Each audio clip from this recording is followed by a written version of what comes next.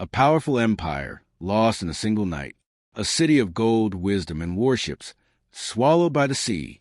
For over 2,000 years, no trace has been found, only whispers in ancient texts. Was Atlantis a myth dreamed up by a philosopher, or a forgotten civilization buried beneath time? This is the story of the greatest mystery in human history. Inside the lost city of Atlantis, myth or reality? In the heart of ancient Greece, around 360 BCE, a philosopher named Plato penned a story that would go on to capture the imagination of the world for over 2 millennia. He was not just a philosopher, but a master storyteller, using allegory, myth, and narrative to communicate ideas about morality, politics, and the rise and fall of civilizations. Among his most intriguing works were 2 dialogues, Timaeus and Critias, in which he introduced an enigmatic tale of a mighty civilization that once ruled the seas, Atlantis. Plato claimed that Atlantis was not a creation of his own mind, but rather a story passed down through generations, originally told by his ancestor, Solon, who had heard from Egyptian priests during his visit to the city of Sais. These priests, according to Plato, had access to ancient records far older than anything in Greece. In their archives, they spoke of a great power that existed 9,000 years before Solon's time, a mighty empire located beyond the Pillars of Hercules, now known as the Strait of Gibraltar. This empire, they said, was Atlantis. According to Plato's description, Atlantis was unlike any known civilization of its time. It was vast, powerful, and incredibly sophisticated. The city was laid out in concentric circles, 2 of land and 3 of water, connected by bridges and grand canals. At its heart stood a magnificent palace, surrounded by lush gardens, golden statues, and towering temples. Its people had mastered engineering, architecture, agriculture, and naval warfare. Atlantis was rich in natural resources, precious metals, fertile plains, and exotic animals, and its influence extended across the known world. But Plato's account was more than a geographical curiosity. Atlantis, he said, had grown arrogant, greedy, and corrupt, once a noble civilization. Its leaders became obsessed with power and conquest, seeking to dominate all nations around them. As a punishment for their hubris, the gods struck them down. In a single day and night of misfortune, earthquakes and floods swallowed the island whole, and Atlantis vanished beneath the waves. For Plato, Atlantis was a parable, a cautionary tale of what happens when a society loses its moral compass. He used it to contrast with his ideal vision of a just and balanced state, as described in the Republic. But even as a philosophical device, the vivid details he provided, its geography, culture, military structure, and ultimate destruction, were so specific and compelling that people began to wonder, could Atlantis have been real? From the moment it was written, Plato's story sparked debate among his followers and rivals alike. Aristotle, his most famous student, reportedly dismissed the tale, saying, "He who invented it also destroyed it." Yet others were not so sure. Why would Plato include so many specific geographic and cultural details if it were merely an allegory? Why reference real locations like Egypt, Athens, and the Pillars of Hercules if the rest was pure fiction? Over the centuries, the mystery only deepened. Historians, explorers, and later archaeologists began to dissect Plato's texts, searching for clues. Some argued that Atlantis was a distorted memory of a real place, possibly an ancient civilization that had been destroyed by a natural disaster. Others believed it was a symbolic city, meant to represent the rise and fall of empires like Persia or even Greece itself. Yet the story endured, largely unchanged, passed down through generations, and translated into dozens of languages. During the Renaissance, when classical texts were rediscovered and scholars once again pored over ancient Greek manuscripts, the Atlantis legend returned to the spotlight. With the age of exploration underway and vast new worlds being discovered across the oceans, the idea of a sunken, forgotten land no longer seemed so far-fetched. Could Atlantis have been a real continent lost to the depths, perhaps somewhere in the Atlantic Ocean, as its name suggested? By the 19th and 20th centuries, Atlantis had evolved from a philosophical parable into a global obsession. Theosophists, mystics, and early scientists each claimed to have uncovered new evidence or insights. Some linked it to the biblical Great Flood, others connected it to ancient aliens or spiritual realms. But at the root of every theory stood the original source, Plato's dialogues. What makes Plato's account so enduring is not just a mystery, but the power of the story itself. Atlantis embodies humanity's deepest hopes and fears, the rise of greatness, the temptations of power, and the price of moral decay. It reflects an age-old narrative repeated across cultures and centuries, that every great civilization carries within it the seeds of its own destruction. And so, as we begin our journey into the lost city of Atlantis, we return to where it all began, with a philosopher, a story told by priests of an ancient land, and a mystery that has refused to sink beneath the waves of time. Myth or memory, cautionary tale or hidden truth. As we dive deeper, the lines between history and legend begin to blur. According to Plato, Atlantis was not just a lost city. It was a marvel of the ancient world, a civilization so vast, organized, and advanced that it rivaled even the most powerful empires of human history. He described it in rich and detailed language, painting a picture of a utopian society, meticulously planned and incredibly sophisticated in its layout, economy, and architecture. But perhaps the most intriguing part of the legend lies in how precisely Plato described its geography. He located Atlantis beyond the Pillars of Hercules, a reference that most historians interpret as the modern-day Strait of Gibraltar, the narrow waterway separating Europe and Africa at the western end of the Mediterranean Sea. Beyond that strait, Plato claimed, was a massive island, a continent, even that was larger than Libya and Asia combined. This claim alone has stirred countless theories, as no such landmass is visible in that region today. The island of Atlantis, as described in the dialogues Critias and Timaeus, was said to be blessed by nature. It had abundant natural resources, lush vegetation, wild animals of all kinds, and rich deposits of precious metals. Gold, silver, orichalcum, a now-lost metal that Plato said shimmered like fire, were mined in abundance. The climate was temperate, the land fertile, and the sea teemed with fish. It was, in essence, a paradise. At the center of the island was the capital city, also called Atlantis, designed in a series of concentric circles, alternating rings of land and water. The city's design was astonishingly symmetrical. 3 vast circular canals surrounded the central island, each separated by wide bands of land, connected by bridges that led directly to the city center. These rings served both as transport routes and defensive structures. On the central island stood the royal palace, grand temples, and the sacred shrine to Poseidon, the god whom the Atlanteans believed had founded their civilization. Plato's description of the city layout reads like a blueprint. The central Acropolis was surrounded by a ring wall of shining orichalcum. The temples were decorated with gold and silver. The royal palace, built by Poseidon himself for his mortal lover Cleito and their 5 sets of twin sons, stood as a symbol of divine authority. There were baths with hot and cold running water, irrigation systems that supported vast farmlands, and docks filled with ships that traded across the seas. Roads stretched out in straight lines from the center to the surrounding countryside, connecting the urban core to suburban farms, factories, and watchtowers. This was a city built not just for defense and utility, but for beauty and harmony with nature. The Atlanteans, as Plato told it, had mastered engineering and architecture on a level far ahead of their time. They constructed grand canals to manage the flow of water between the rings and the sea. Their buildings were multi-storied. Their public spaces were vast and organized, and they had a complex social structure that allowed their civilization to thrive for generations. Every element of the city was balanced, politically, spiritually, and economically, at least in the early days of Atlantis. Beyond the city, the island itself was divided into regions governed by 10 kings, all descendants of Poseidon. These kings ruled their districts autonomously, but came together under a central council for decisions of war, trade, and foreign relations.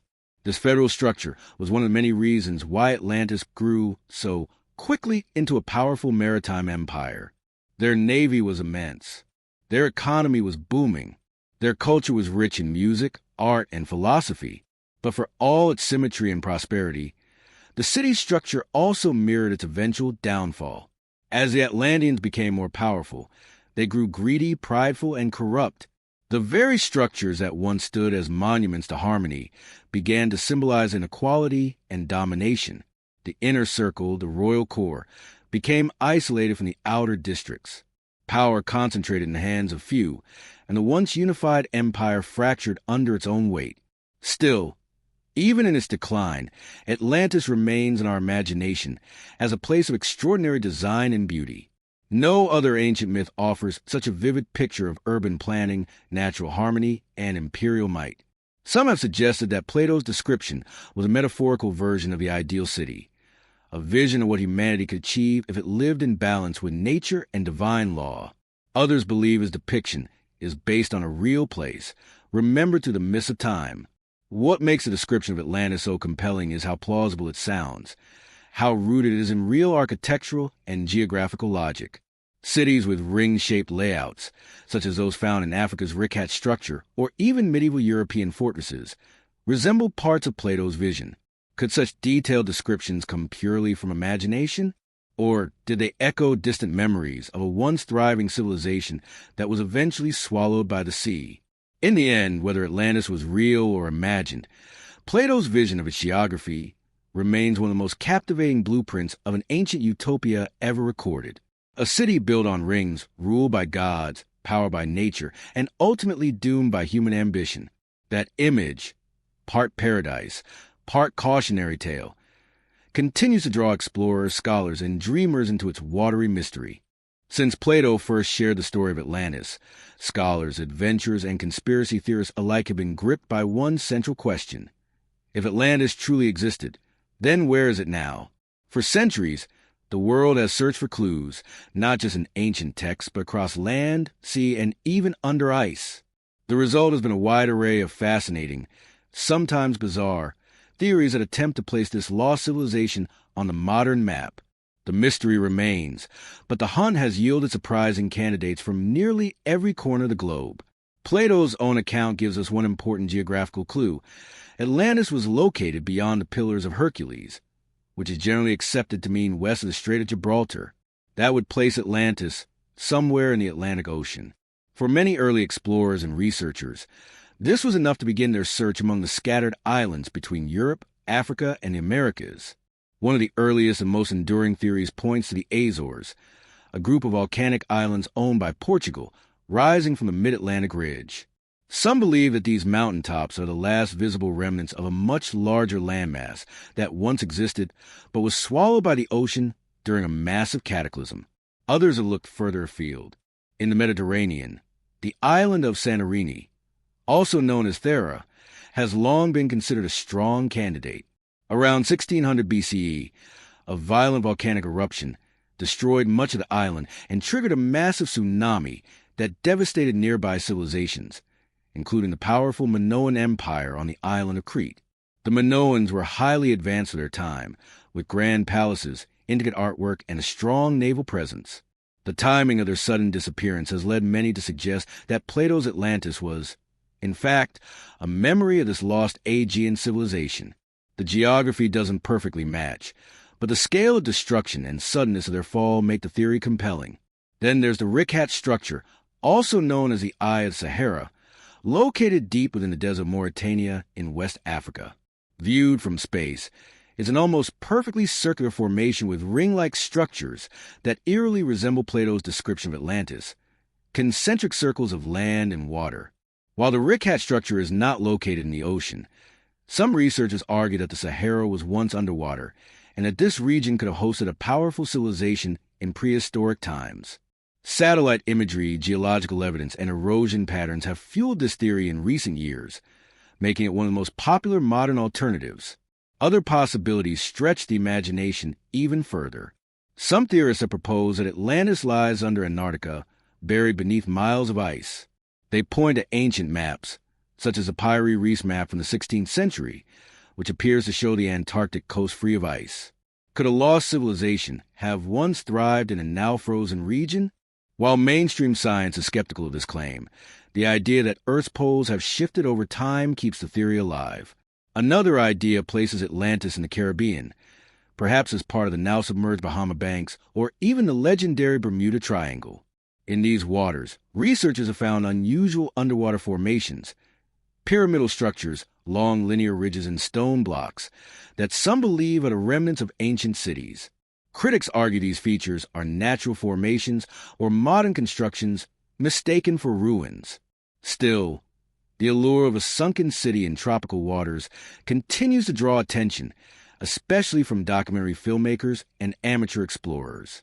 Still others believe Atlantis never existed in the physical world at all, that it was a metaphor, a political allegory created by Plato to criticize the greed and moral decay of Athens.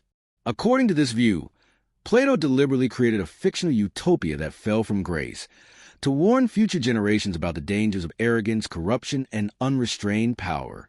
For these scholars, the detailed geographic descriptions in Plato's dialogues were simply literary devices designed to make the story more believable. But the counterargument remains just as strong. Why would Plato go to such lengths, providing specific measurements, distances, and city layouts, if it was only a parable? His description of Atlantis spans several pages and includes remarkable detail, far more than any of his other myths. Perhaps the story was based on older oral traditions or real historical events passed down through generations and distorted over time. Or perhaps Plato himself was drawing from Egyptian records, as he claimed, and simply translating their version of forgotten history into his own philosophical framework. No matter which theory one subscribes to, the mystery of Atlantis endures because it exists at the edge of possibility. It blends historical evidence with legend, geography with imagination. Every new discovery, whether it's a strange formation on the ocean floor or a forgotten ruin in the desert, adds fuel to the fire. And every theory, no matter how grounded or outlandish, keeps the legend alive. Perhaps that's what makes the search for Atlantis so powerful. It's not just a quest for a lost city. It's a reflection of our desire to uncover truths buried by time, to believe in the extraordinary, and to reconnect with a part of history that feels just out of reach.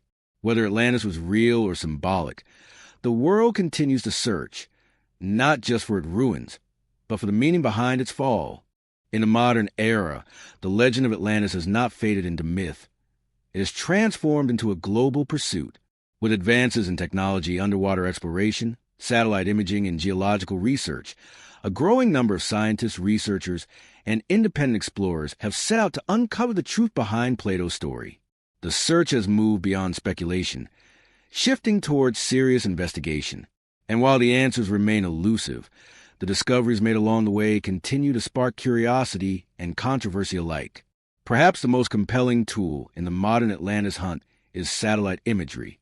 With high-resolution photos of Earth from above, researchers are able to scan remote landscapes, ocean floors, and desert regions in search of ancient formations that might match Plato's description. One such discovery came in the heart of the Sahara Desert, where the so-called Rickhat structure, or Eye of the Sahara, emerged as a front-runner for the possible site of Atlantis. When viewed from space, the Rickhat structure appears as massive, concentric circular rings, strikingly similar to the city layout described by Plato. The resemblance has led many to speculate that this region, now arid and desolate, might once have been lush, green, and coastal. Supporters of this theory cite ancient climate patterns, geological shifts, and even discovery of marine fossils in Sahara as evidence that this land was not always a desert. But the Rickhat structure is not alone in capturing scientific attention. Underwater explorations have also added layers of intrigue to the mystery. Off the coast of Spain, Portugal, the Bahamas, and even Cuba, sonar scans and deep-sea dives have revealed unusual underwater formations, walls, rectangular blocks, symmetrical patterns, that some claim are the submerged remains of ancient cities. In 2001, a Canadian marine engineer claimed to have discovered a massive underwater city off the coast of Cuba, more than 2,000 feet below the ocean surface. Using sonar imaging, the team identified large stone structures, including what appear to be pyramids and roads. The findings were never conclusively proven, but they reignited global interest in the idea that Atlantis, or at least a lost civilization, might be hiding beneath the sea. Another intriguing line of investigation comes from geology. Scientists have long known that Earth's landscapes are shaped by cataclysmic events, volcanic eruptions, tsunamis, earthquakes, and even meteor impacts. Plato wrote that Atlantis disappeared in a single day and night of misfortune, a phrase that many interpret as describing a sudden natural disaster. Modern science has documented such events occurring throughout history. The eruption of Santorini, for instance, was so powerful that it not only destroyed much of the island, but also generated massive tidal waves that devastated the surrounding region. Similarly, evidence of ancient tsunamis has been found around the Atlantic, suggesting that low-lying islands or coastal civilizations could have been swept away suddenly and without a trace. Beyond the ocean floor and the shifting earth, researchers have also turned to historical maps, records, and ancient texts to guide their search. The Pyre Reis map, a 16th-century world map compiled by an Ottoman admiral, shows parts of the world in astonishing detail, some of which had not yet been officially discovered at the time. Parts of the map appear to show the coastline of Antarctica, without ice. Though hotly debated, this anomaly has led some to believe that it reflects knowledge passed down from a much older civilization, perhaps even Atlantis itself. While mainstream historians remain skeptical, alternative researchers see it as a clue that ancient seafaring cultures knew far more about the globe than we once believed. In recent decades, technological advancements like LIDAR, light detection and ranging, have helped archaeologists identify ancient structures hidden beneath dense forests or deep underground. While not yet applied on a large scale in the search for Atlantis, such technology holds promise for revealing forgotten cities that once thrived along coastlines now lost to erosion or rising seas. As climate change and desertification alter our current landscapes, they also offer glimpses into what the Earth might once have looked like, perhaps helping us understand how a place like Atlantis could vanish so completely from the face of the Earth. Of course, not all discoveries point to Atlantis directly, but they collectively suggest one undeniable truth. Ancient history holds far more secrets than we once imagined. The more we uncover, sunken cities off India's coast, massive ruins in the Amazon, submerged temples near Japan, the more plausible the idea becomes that a civilization like Atlantis could have existed, only to be erased by time, nature, or catastrophe. Still, the scientific community remains divided. Some argue that all so-called evidence of Atlantis can be explained by natural formations, misinterpretations, or confirmation bias. Others maintain that the pursuit itself is valuable, not just for what it might reveal about a single city, but for the broader understanding it brings of Earth's ancient past. For many modern explorers, Atlantis is more than a lost island. It is a symbol of humanity's forgotten potential, a key that might unlock the secrets of early civilizations far more advanced than we've given them credit for. As we continue to scan the oceans, drill into the deserts, and fly satellites over forgotten ruins, the legend of Atlantis remains suspended between myth and possibility. Every sonar ping, every ancient manuscript, every unexplained anomaly brings us one step closer, or perhaps keeps the mystery alive a little longer. In the end, the question may not be whether Atlantis existed exactly as Plato described it, but whether it existed at all. And if it did, the clues may already be hiding in plain sight, waiting for us to see them with open eyes. For centuries, the legend of Atlantis has stood at the crossroads of history and myth, science, and speculation. Despite all the discoveries, debates, and technological advances, one question remains unanswered. Was Atlantis ever real? Or was it a story crafted by Plato with a deeper meaning, a philosophical metaphor, not a historical record? Scholars, scientists, skeptics, and believers have all weighed in, offering dramatically different interpretations of what Atlantis truly represents. Among many classical scholars, the dominant belief is that Atlantis was a moral allegory, a fictional civilization invented by Plato to illustrate his philosophical ideals. According to the school of thought, Plato's tale wasn't meant to be taken literally. Instead, it was a cautionary parable about hubris, imperialism, and the consequences of moral decay. In this interpretation, Atlantis is a mirror image of what Plato feared Athens was becoming, a powerful but increasingly corrupt society, blinded by its own pride. By inventing a once great empire that collapsed because of its greed and arrogance, Plato was warning his fellow Athenians to remain humble, just, and wise. This interpretation is supported by the structure and themes of Plato's dialogues themselves. He often used fictional stories to communicate abstract ideas. His famous Allegory of the Cave, for example, is a parable about enlightenment and perception. To these scholars, Atlantis is just another tool in his philosophical toolkit, one filled with metaphor, not memory. They point out that no other ancient Greek writer before or after Plato ever mention Atlantis. If it truly were a real and powerful empire, how could it vanish so completely from the historical record? Yet, not all experts agree. A growing number of researchers, particularly in archaeology and geology, believe that while Plato may have dramatized the story, its foundation could be based on real events. They argue that myths often contain grains of truth passed down through generations, distorted by time, but rooted in reality. Flood myths, for instance, exist in nearly every culture on Earth, from the Epic of Gilgamesh in Mesopotamia to the biblical story of Noah, and even the ancient Vedic texts of India. These stories might reflect real, global, or regional catastrophes remembered by ancient civilizations, including the sudden loss of coastal cities to earthquakes, tsunamis, or rising seas. From this perspective, Atlantis could have been a real place, perhaps not exactly as Plato described, but close enough to inspire the legend. The details he included: natural disasters, circular architecture, a naval empire, advanced technology, might represent a synthesis of actual histories passed down through oral tradition. Some scholars suggest Plato may have drawn from Egyptian records, as he himself claimed, blending distant cultural memories into a single dramatic narrative. Even within the scientific community, there are those who entertain the possibility of lost civilizations, entire societies wiped out by disasters, buried beneath rising oceans or lost under deserts. The discovery of ancient underwater cities off the coast of India and Japan, or the existence of megalithic ruins whose age and complexity defy current understanding, keeps the door open for the possibility that our historical timeline is incomplete. These findings may not be Atlantis in name, but they prove that civilizations have risen and fallen in ways we still don't fully understand. Still, skepticism remains high. Mainstream archaeologists caution against wishful thinking and conspiracy-driven interpretations. They argue that the legend of Atlantis has become a blank canvas for the imagination, adaptable, malleable, and shaped by cultural desires rather than solid evidence.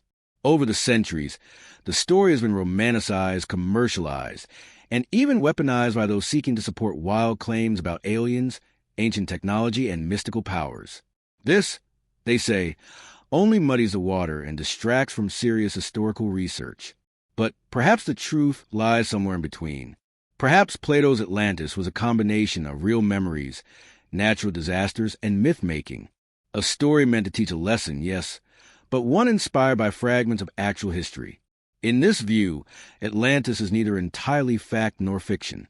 It is what scholars call a mythic truth, a narrative that carries deeper meanings shaped by cultural memory and ancient trauma. As experts continue to argue, investigate, and reinterpret the evidence, one thing is certain: the legend of Atlantis persists for a reason. It speaks to something timeless in the human spirit, our fascination with lost worlds, with greatness undone, with the mystery of the past and what it still holds. Atlantis reminds us that the line between myth and history is often blurry, and that the past is never quite as far away as we think. Whether Atlantis was a real civilization swallowed by the sea, a distorted memory of an ancient disaster, or a fictional tale crafted to teach moral lessons, its legacy lives on. It has inspired countless books, films, expeditions, and academic debates. It challenges us to look deeper, beneath the waves, beneath the ruins, beneath the surface of accepted history. And in doing so, it keeps alive one of the most enduring mysteries the world has ever known.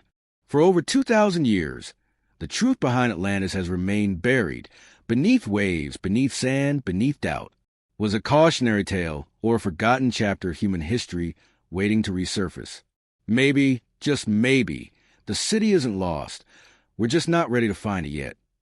Studio Microphone, what do you believe? Myth or reality? Let us know in the comments below.